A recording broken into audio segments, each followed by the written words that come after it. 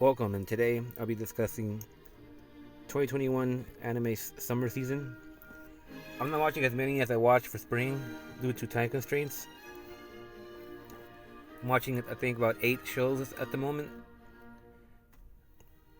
I do feel spring is better because there was All Taxi, Vivi Fluorite's song, and some other ones that were on a whole nother level compared to everything else that was going on. First is Blue Reflection Ray. It's 2 core. It's been going on for a while, passing over since spring season. This wasn't the one that no one really talks about. No one really seems to care about. I found like a small cult following online, but there's not really much attention it's getting. But I think it's a solid anime. It reminds me of Batgirl because it was the other big 2 core show that I was watching before this. It is based on the game Blue Reflection, but it has no doesn't share the same story. However, it was revealed a few days ago that the Blue Reflection sequel, Blue Reflection Tai, will have Hirahara in it, and I think I saw Mio also. So that's gonna be interesting. That even after this anime ends, the story will continue in the game. I'm not sure if it's a readaptation of the anime story or a follow-up directly, but people were sort of excited to see Hirahara in the game. The story, as I said many times before in other videos, revolves around the importance of feelings, whether or not humans should have feelings. And on the one side, you have a group of reflectors that want to liberate the humans from their feelings. They think that it's not where it's crying over your ability to feel emotions and things of that matter. On the other hand, you have another group of reflectors who are led by Hira, for example, and they believe that humans need feelings to be able to grow, develop, be themselves. The show itself answers the question for you and tells you that yes, feelings are important, because if you observe those that don't have feelings, they're ending their own lives and they lose themselves and they seem aimless to the point I think they ask back for their feelings at some point. What I like about Blue Reflection Ray, it has very likable, lovable characters. A lot of them are very awkward and shy in the way it's sort of funny and adorable to watch. It's been pretty memorable for the most part, and it's been consistent. Episode 17, I just caught up with it today, but I won't make another video until I watch 18, because doing episodic reviews is a waste of time for me at the moment. So I wait a bit. But the story has been consistently good. The music is okay. I don't really care too much about the music. There is one song that is reused from Blue Reflection that you hear constantly in different arranges, but the music is not very inspiring. The opening though is very good. I think Blue Reflection has a strong first opening and a very strong second opening.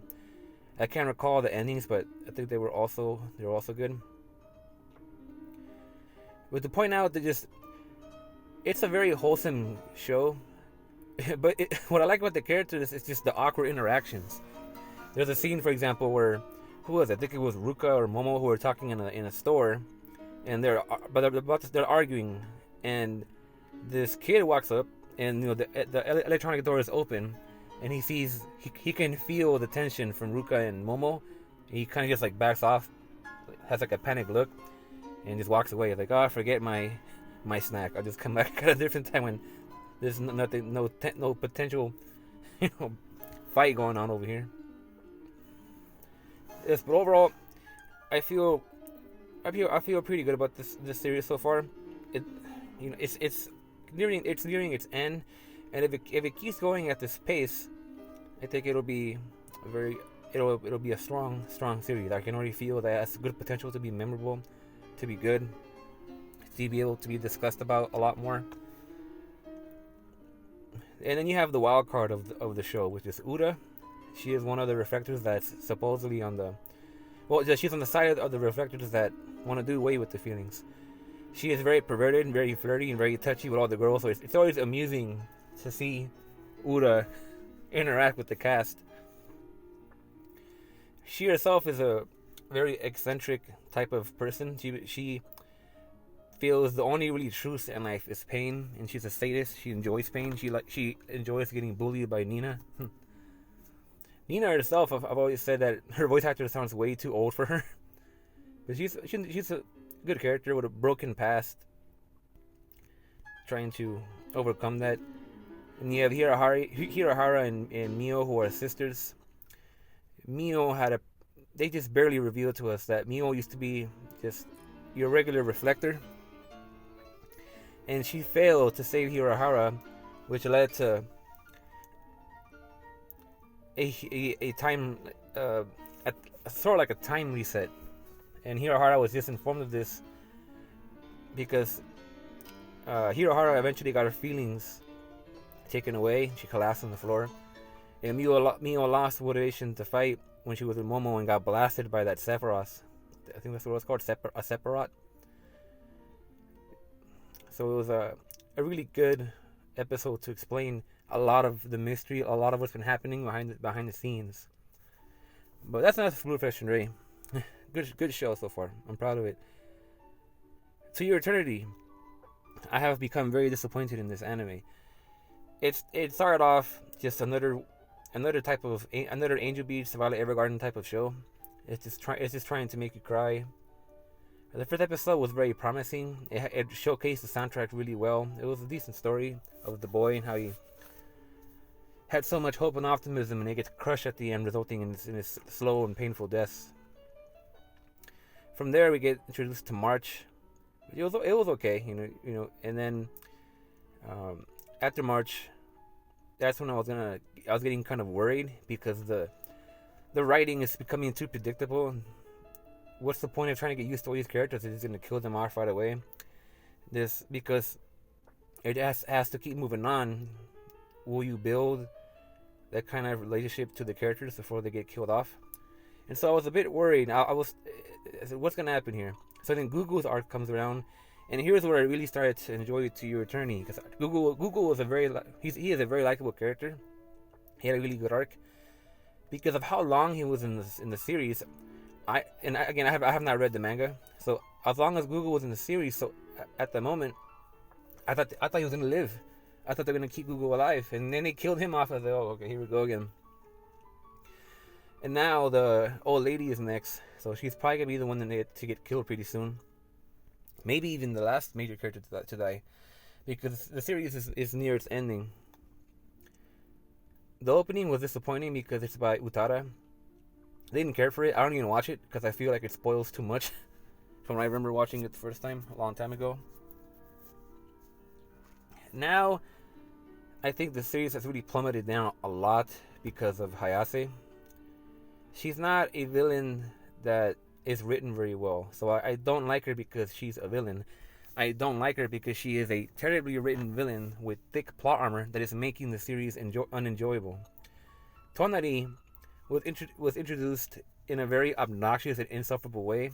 So when they tried to make her the focus for a bit with her backstory, yes, it's tragic, but I do not care about that character at all. Fushi himself, he's come a long way, but he's still a confused child for the most part.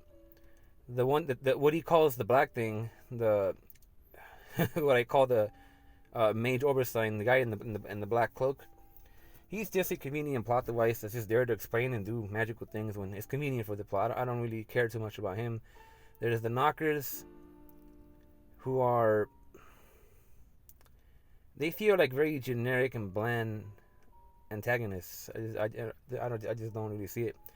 But Hayase, I am very upset with Hayase because how is she gonna defeat Fushi? Because of a tranquilizer, really, and then they do it again.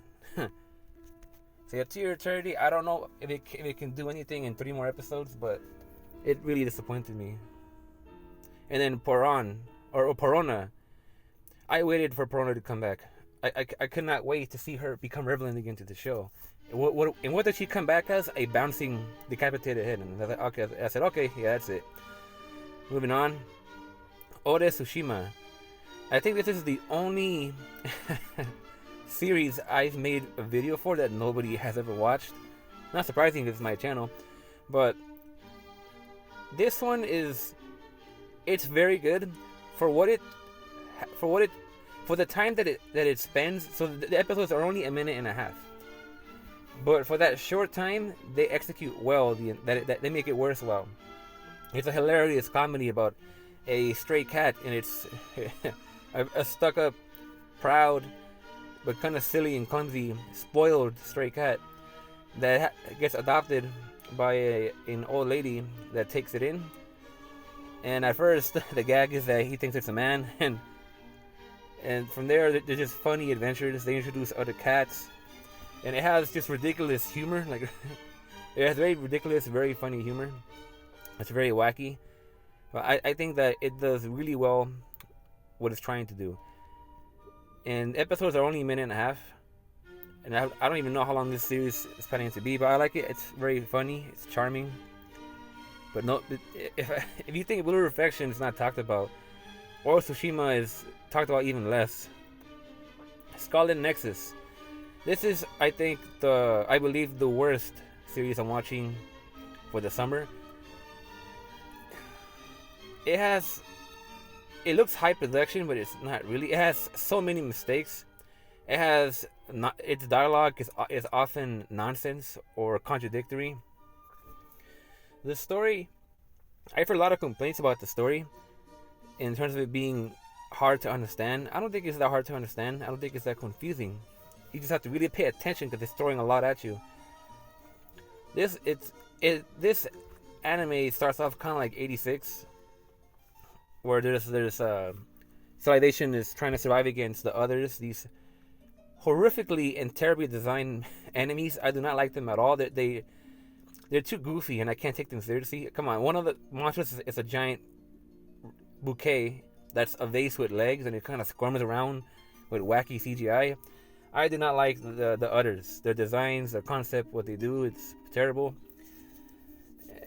But the humans, they're involved now in a civil war, and the people that are starting the civil war, they make it sound like they're just trying to like reach for a grab for power, but there is a motive there that hasn't been explained yet. Particularly the man with the white hair. I forgot his name. I just watched episodes 3 to 6 today. I had very little motivation to watch this for the past couple of weeks.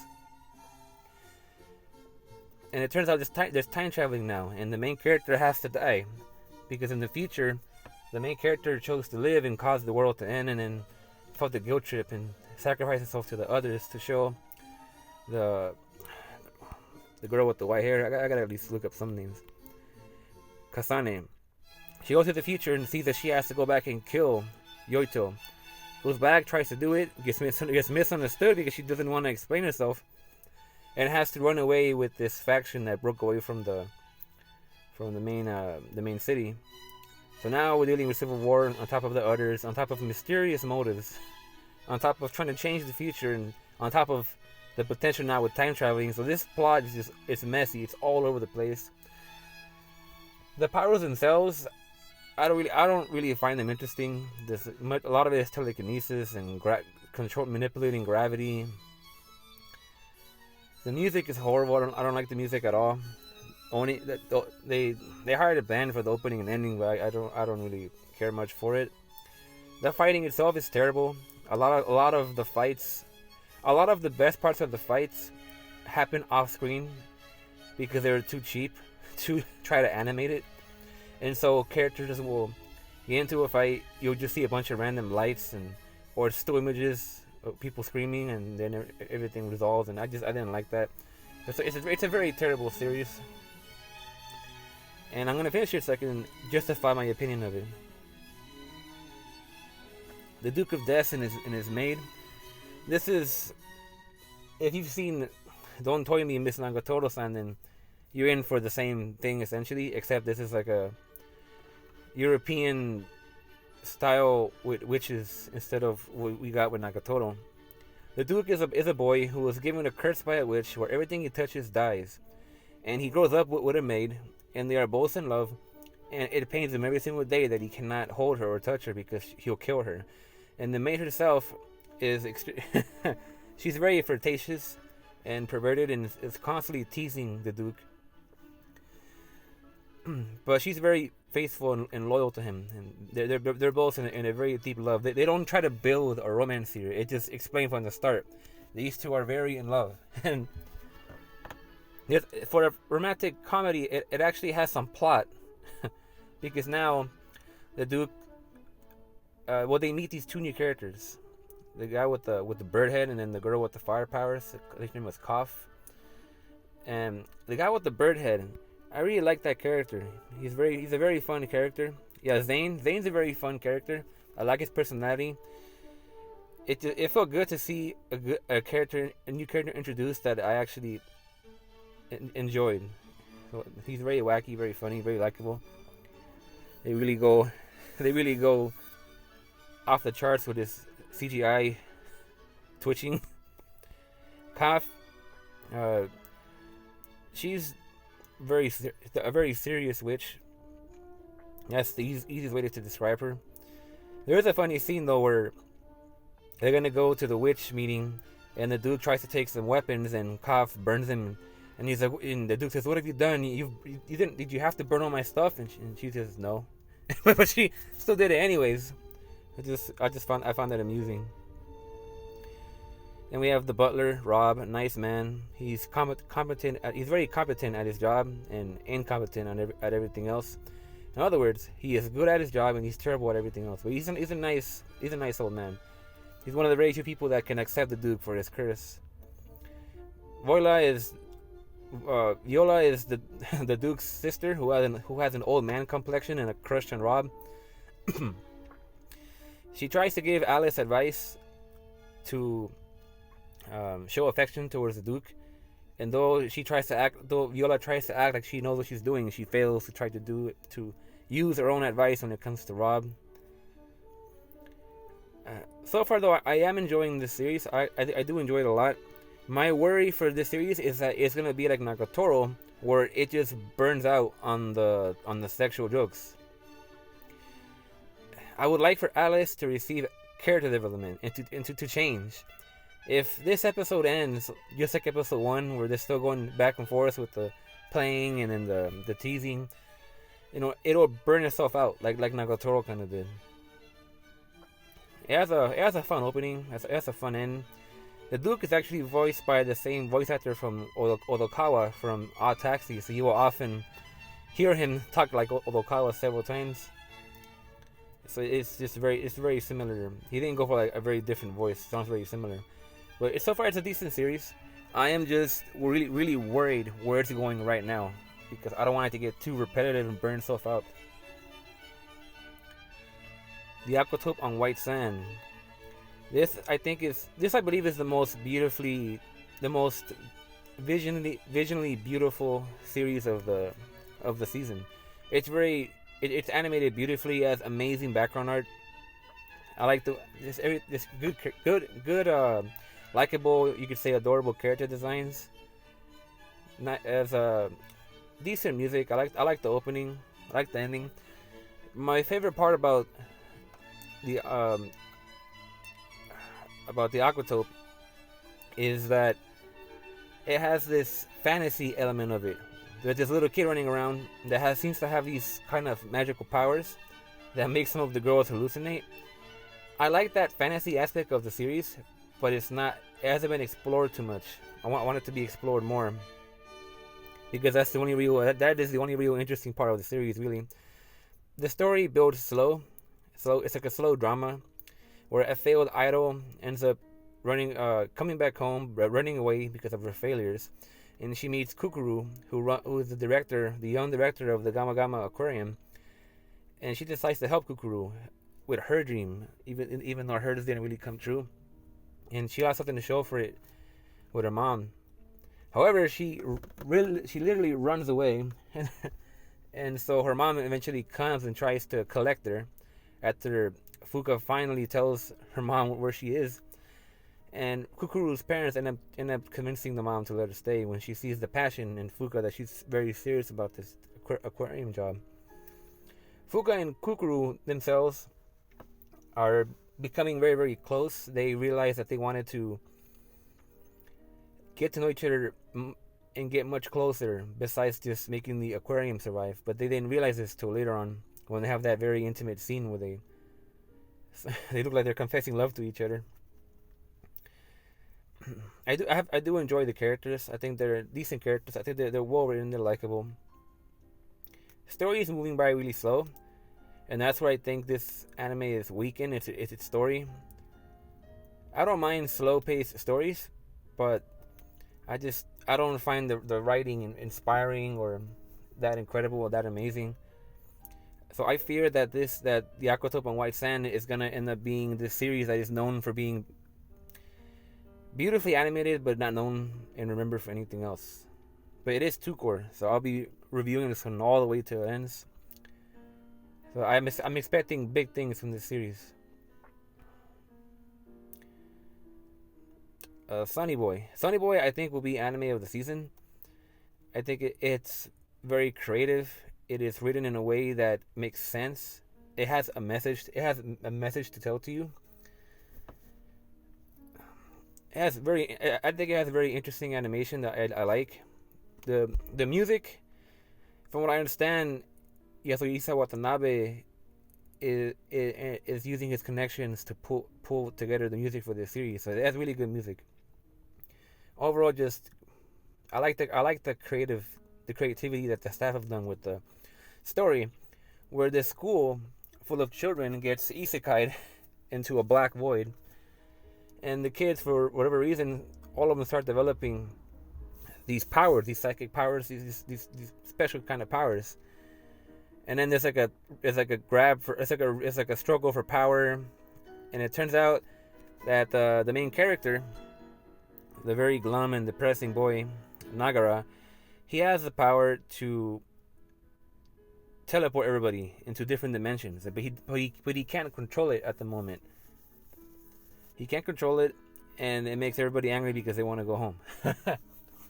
But this situation they're in has special rules and conditions. I recall that there is the star boy Hoshi. There's a voice following him around that told him in advance they were all gonna get isekai. But Hoshi's been kind of quiet about it, and the voice told him that there's gonna be a savior that's gonna come in to help them all, and that they've been sent to a world that is governed by the absurd. That is the understanding the viewers have gotten about what possibly could be happening in this dimension. Again, they have good characters, likable characters. I do get sometimes fed up with Nagara being so depressed and unmotivated, because there's just so many main characters that are like that. It just feels like I've seen it before. It's pretty boring. So I'm hoping that Nagara gets some really good character development. And you have Nozomi, who is very confident, but even in episode 1, she gets put in her place when she got too confident. Radhani, he is the genius that he controls the technological aspect of the whole situation. Cap was very unlikable, and then they tried to redeem him in the last episode. Now, the main complaint I hear about Sunny Boy, and the reason why I think a lot of people are not watching it, is because they don't understand the story. They don't feel it makes sense, and it bores them. It annoys them. Really, you have to just pay attention. You have to use your mind. People don't like to use their mind when it comes to anime. You just want to look at pretty pictures, look at pretty animations, look at pretty fan service, and I've already finished the playlist. But in the last episode, a lot of people were put off by the monkey story. But the monkey story, there was a message behind it. It was comparing some of the characters. And I understand that it might have looked goofy, but no, I don't think it was.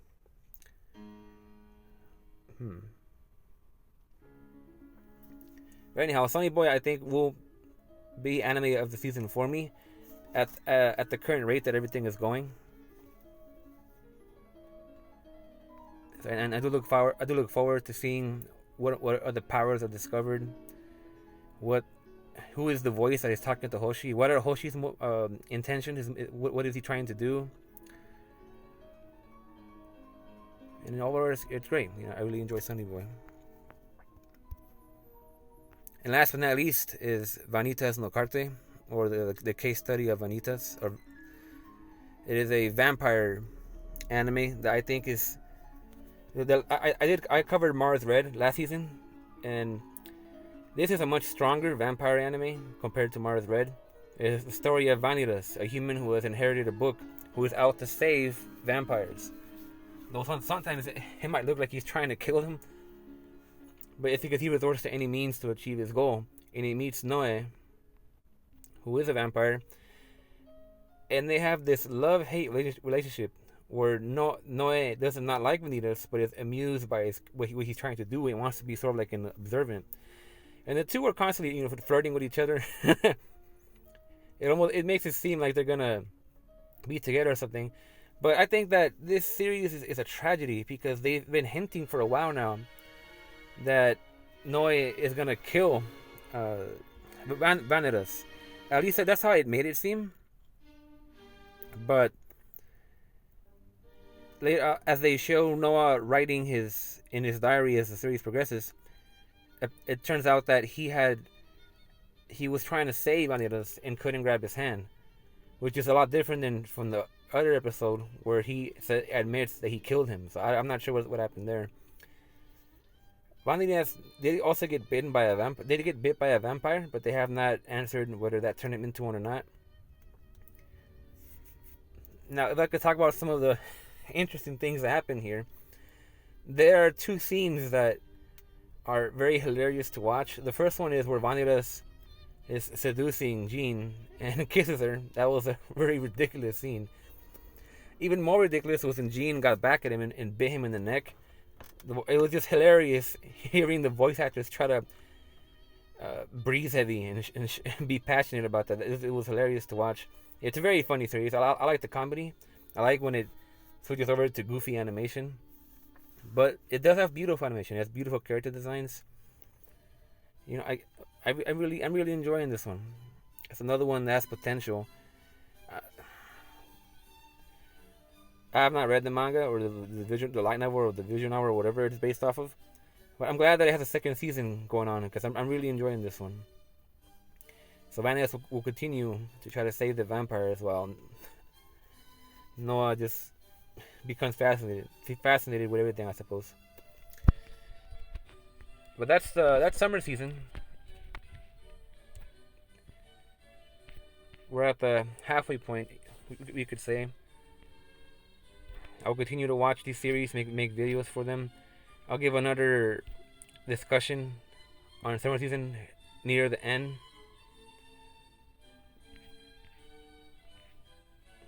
And if I was to recommend shows for you series for you to watch, I would say if I could pick 3, watch Sunny Boy, watch Blue Reflection Ray, and watch Ori Tsushima. I would pick those as my top 3 at the moment. But they're all good. I would just not recommend. With the exception, I would not recommend Scarlet Nexus. You can skip that one. But that's summer season so far. Just my thoughts, my improvised, scrambled, casual thoughts on it. Thank you for listening.